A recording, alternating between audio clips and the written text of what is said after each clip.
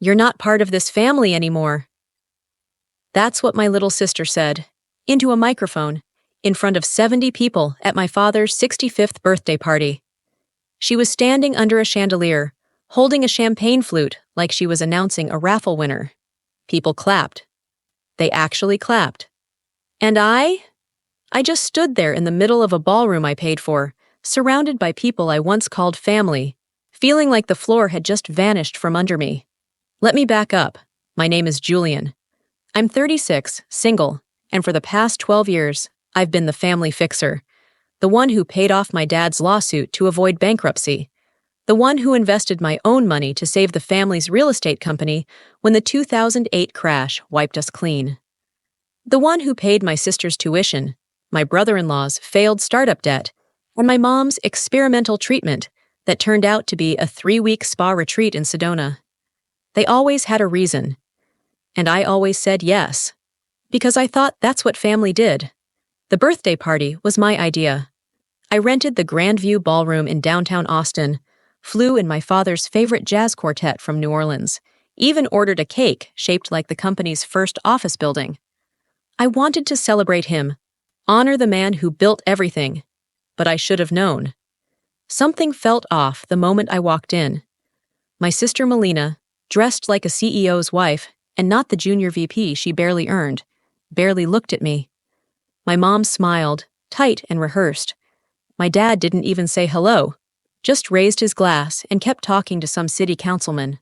I tried to shake it off, told myself I was imagining things, but the tension was thick. Every laugh felt too loud. Every glance felt pointed. Dinner passed. Speeches began. I waited for someone to thank me, just once, for making this night possible. Then Melina tapped the mic, smiled, and said those words, "We've come together as a family," and decided to formally remove Julian from all business, personal, and legal decisions. I blinked. I thought it was a joke. I even laughed, once, like some idiot clinging to hope. But then my father stood. "It's been a long time coming," he said. My mom nodded. My uncle clinked his glass. I felt like the oxygen got sucked out of the room. They said I was too controlling, that I made people uncomfortable, that I used money as leverage. The same money I gave, the same leverage they begged for. I stood there frozen, trying to process it. Melina smiled like she just won a debate. "It's for your own good," she said. My dad added, "Maybe now you'll finally understand what it means to be part of a family." That's when the laughter stopped. Not mine, theirs. Because I didn't say a word. Instead, I reached into my coat pocket, pulled out a small velvet box, and set it on the table in front of Melina. She looked confused. Everyone did. "You wanted to cut me out?" I said. "Okay, but let's start with this." She opened the box. Inside was a flash drive, labeled, "For when the gaslighting fails." She frowned. My father spoke up, annoyed. "What is this?" I looked at him, really looked at him, and for the first time in years, I didn't feel guilt. I felt clarity. "It's every document, transaction, and email you've all signed since 2011, I said, calm as stone. "Including the ones that violate federal business law." Melina's smile cracked. My mom went pale. Someone at the next table muttered, "What the hell?" But I wasn't done. I turned to the crowd, people I'd known since I was 10, and said, "If I'm not family, then I'm not your shield either." The room erupted. My uncle stood up yelling. My dad demanded the music be turned off. My mom tried to grab the mic. But I didn't stay to hear what came next. I walked out of the ballroom and straight into the cold Texas night, the flash drive still sitting in that box, glowing red from the exit sign overhead.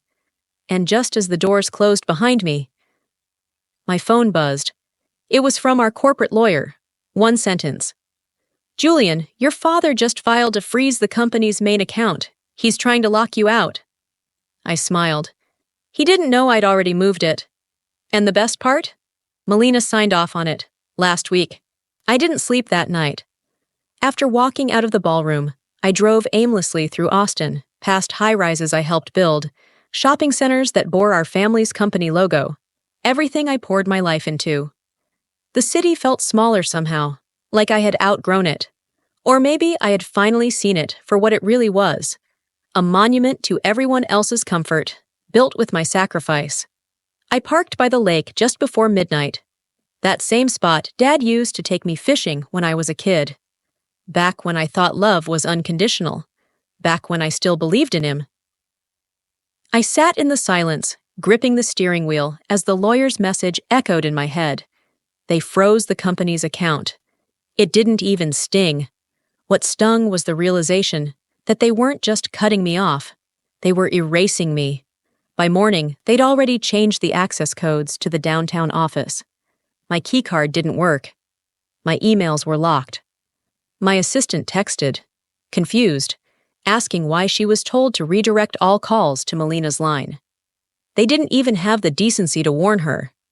Later that afternoon, I walked into my condo, still in the same suit from the night before, and found a courier envelope at my door. Inside was a legal notice. I was being removed from the board of directors, effective immediately, citing emotional instability and hostile behavior. I laughed. Out loud. They'd planned it all, probably for months. Waited until I footed the bill for Dad's birthday party, then pulled the rug out from under me like some damn cartoon. And yet, I wasn't surprised. Not really. This was who they were. I just hadn't wanted to see it. Still, nothing prepared me for what came next. That evening, my phone buzzed again. This time, it was a message from Layla, my ex. We hadn't spoken in over a year, not since she left me during one of the lowest points in my life, claiming I was married to the business. I never told anyone, but she'd been texting Melina for months before the breakup.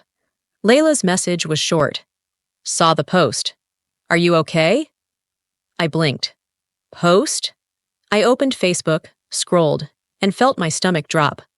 Melina had shared a carefully worded essay about setting boundaries with toxic people, and how sometimes the loudest voices in the family are the ones doing the most damage behind closed doors. My name wasn't mentioned. It didn't need to be. The comments were full of sympathy, friends, colleagues, even distant cousins I hadn't seen in years.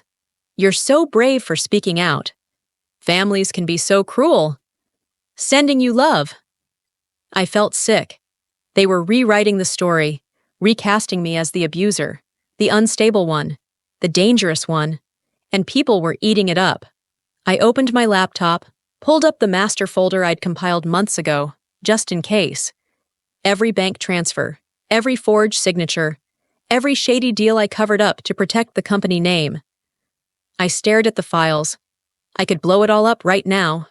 But then my phone buzzed again. This time, it was Noah, my brother-in-law, Melina's husband. We weren't close. He always kept his head down during family drama, Switzerland in a polo shirt. But the message he sent stopped me cold.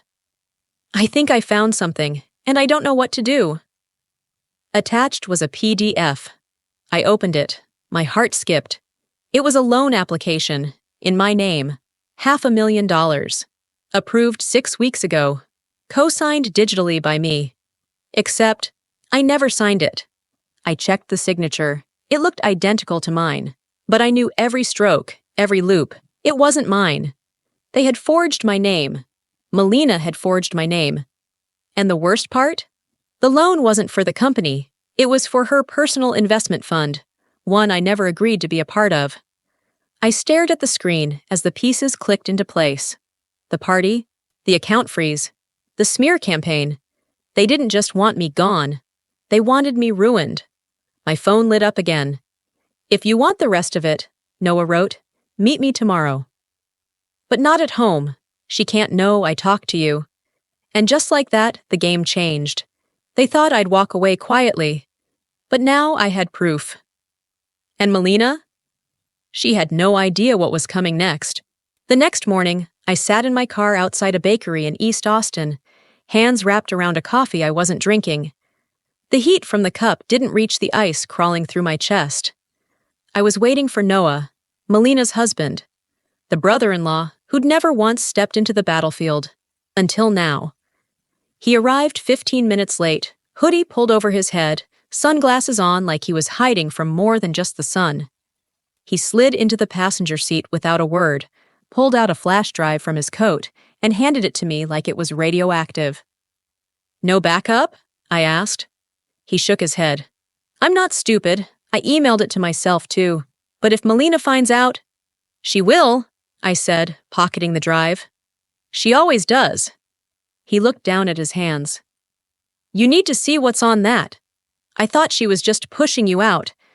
I didn't know she was this deep." I drove away without saying another word. I didn't want him involved more than he already was, and I needed to be alone when I opened whatever secrets he'd just handed me. Back at my condo, I loaded the flash drive and clicked into the folders. There were 3. The first one was a spreadsheet. A shell company, Avon Property Solutions, registered under a fake name, but the EIN was linked directly to our company's internal accounts, and the transactions, tens of thousands in monthly transfers, disguised as consulting fees, spread out over 3 years. Melina had been siphoning money, not from her personal fund, from Dad's trust. The second folder was worse. It held PDFs of signed documents, real estate deals, title transfers.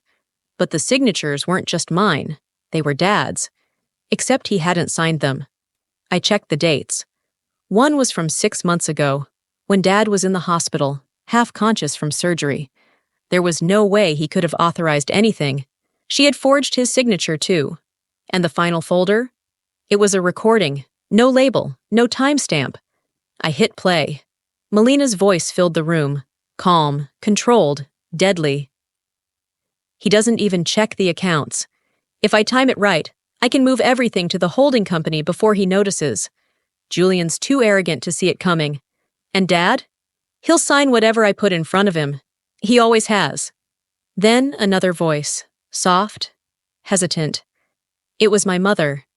"Are you sure this won't come back on us?" Melina laughed. "He'll implode before he ever touches us. Watch.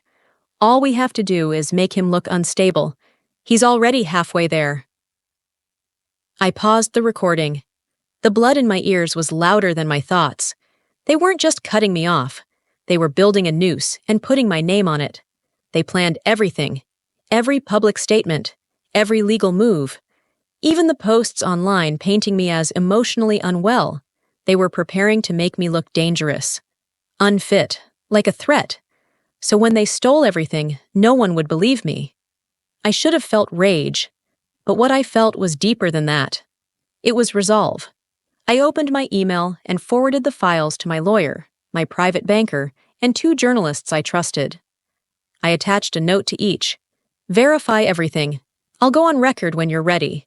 But just as I was about to shut my laptop, a new email appeared.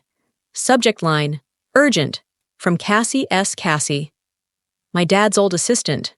We hadn't spoken in 5 years. I opened the email. "Julian, I don't know if you'll remember me, but I need to tell you something. I worked for your father for 12 years. I left because I found something in the files I wasn't supposed to see.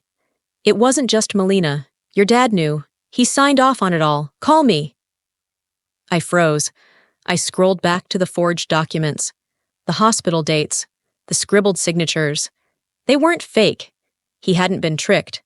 He was in on it. Comment the number 2 if you want to see how Julian exposes his father and sister and brings their empire crashing down. The call with Cassie lasted 47 minutes. I didn't say much. I just listened. She told me that 6 months before she left the company, she found a shared drive hidden under Dad's admin credentials, full of signed documents transferring company-owned properties to Melina's shell corporations. And not just small assets. I'm talking prime, downtown Austin real estate, the crown jewels of our portfolio. Quietly moved. Under Dad's name. When she confronted him, he told her it was estate restructuring and warned her not to speak of it again. A week later, she was given a severance package and a signed NDA. But Cassie kept the backup. She sent it to me within the hour. By noon, my lawyer had reviewed everything and looped in a forensic accountant. The evidence was overwhelming: fraud, embezzlement, conspiracy. But I didn't want jail time. Not yet. I wanted ruin.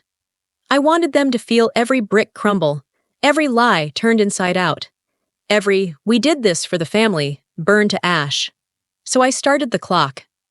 At 3 p.m., I posted a press release on the company's public investor page. Short, cold, devastating. Effective immediately, Julian C. Reeves is no longer affiliated with Reeves Holdings due to ongoing internal misconduct by senior leadership, including unauthorized asset transfers, falsified signatures, and misuse of company funds. Formal legal proceedings are underway, documents available upon request. Then I attached 42 pages of evidence. By 3:27, the company website crashed from traffic. By 4 a.m., the first real estate blog picked it up. By 5:12, the local news called for comment. I gave them a quote: "When loyalty is weaponized, truth becomes your only armor." At 5:45 p.m., I received a text from Melina. Just 4 words. "What the hell, Julian?"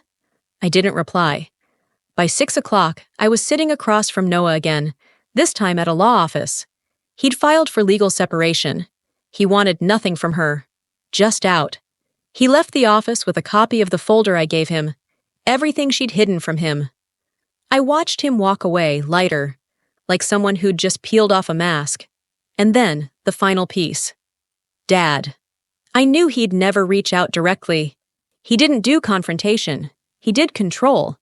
So I beat him to it. I filed a motion with the state's Business Ethics Commission to freeze all assets under his name, pending review. The move was strategic, not to bankrupt him, but to lock every door before he could escape through one. But that night, everything stopped, because at 8:41 p.m., I got a message from an unknown number. 1 sentence. No punctuation. "You should ask your mother who signed over your shares." My blood went cold. I called my lawyer. He pulled the file, and there it was, tucked inside a buried amendment from last year, a form transferring full controlling interest in my shares to Melina. Signed. Notarized. Dated during the week I was hospitalized after that car crash last summer. I remembered that week. I was sedated, in and out of consciousness. I don't even remember signing my own discharge papers. And the witness signature on the form? My mother's. My own mother stood next to my hospital bed and helped them strip me of everything, and they timed it perfectly, so I wouldn't even know until it was too late. I stared at the scanned copy of the document. I read my own signature, clean and practiced, but I knew in my gut, I never wrote it. My hands shook, not from rage this time, but from the betrayal that hit somewhere deeper, more final. They didn't just plot against me. They waited until I was too weak to fight back, and took everything. I didn't go home that night. I parked outside my mother's gated community and waited. No plan. Just fire in my chest and a folder full of truths in the passenger seat. At 7:42 a.m., the front door opened. She stepped outside in her silk robe, holding a mug that said "Family First." I got out of the car. She saw me and froze. Her hand tightened on the mug, but she didn't drop it. "Julian," she said, calm as ever. "You should have called." I thought forged signatures spoke louder. Her lips twitched. Not quite a smile, not quite shame. I walked up the path and handed her a single sheet of paper. The amendment. The one she witnessed. The one they slid under the radar while I was lying in a hospital bed on morphine and crushed ribs. She didn't look at it. Just stared past me, eyes glazed. "I needed to protect your sister," she whispered. I stepped back, stunned. Not at the words, but at how easy they came. "Protect her from what?" I asked. "From you." Her voice hardened. "From the resentment, the control, the way you hold things over people's heads." I laughed. A short, sharp sound that didn't reach my eyes. "You mean the way I paid your mortgage for 6 years? Or covered Melina's embezzlement? Or kept Dad out of prison?" She flinched. "Barely. But I saw it." "I was your son," I said, "and you signed me away like I was a liability." She didn't respond. So I dropped the next blow. I recorded this conversation, and I sent the files to the state attorney's office this morning, including the signed affidavit from Cassie, including the notary who confirmed you were both present during the signature fraud. It's over. Her face drained of color. You wouldn't, she whispered. I already did. I left her standing there, on that perfect front porch, in that perfect neighborhood, holding a mug that no longer meant anything. By noon, the fallout began. The company stock tanked after the local news aired a segment titled, Reeves Family Caught in Fraud Web, Insider Speaks Out. The board of directors voted to dissolve Melina's position. My father's trust was frozen, pending legal investigation. And Melina? She held a press conference that same night. She tried to spin it. Blame me. Play the victim. But I was ready. The very next morning, I released the full audio clip. The one where she told my mother she could bury Julian with a smile. The internet did the rest. Clients backed out. Partnerships crumbled. Her name became a trending hashtag, but not the kind you ever want attached to your face. Noah filed for full divorce with financial restitution. Even her friends dropped her. Fast. The woman who cut me out in front of 70 people now couldn't walk into a grocery store without someone whispering. And my mother? She's facing charges. Real ones. Fraud, perjury, accessory to conspiracy. I didn't want that. But I also didn't stop it. For once, I wasn't the one cleaning up the mess. The company I helped build is gone now. What's left is under investigation, but I don't regret it. Because sometimes the only way to rebuild is to let everything burn first.